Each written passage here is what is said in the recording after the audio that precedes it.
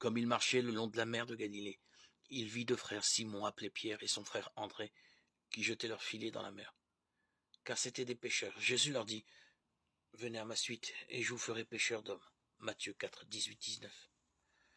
Ce passage du récit de Matthieu à travers la banalité du récit souligne l'importance événementielle de cette rencontre entre Jésus, Pierre et son frère André. Quelques mots sont prononcés, aucune question de la part des intéressés. Mais une obéissance immédiate, un abandon du monde et l'histoire de deux hommes ordinaires bascule dans un projet providentiel. L'évangéliste ne dit rien d'autre que la prédestination divine de tout un chacun pour peu qu'il sache écouter ce que Dieu murmure à son oreille. Et n'est-ce pas le sens du prénom Simon qui signifie écoutant, Shimon en hébreu?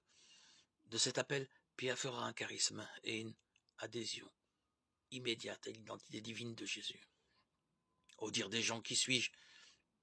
Pierre, prenant la parole, lui dit, tu es le Christ. Alors, il leur défendit vivement de parler de lui à personne. Marc 8, 27, 29, 30. Parole de Pierre et silence de Jésus, le rapport s'inverse. L'écoutant, Shimon, devient le visionnaire, accomplissant son acte de foi. Pourtant Pierre, dont l'enthousiasme est indéniable, est loin de la plénitude de la foi. Sa vulnérabilité ne cesse d'être mise à jour au fur et à mesure des événements vécus.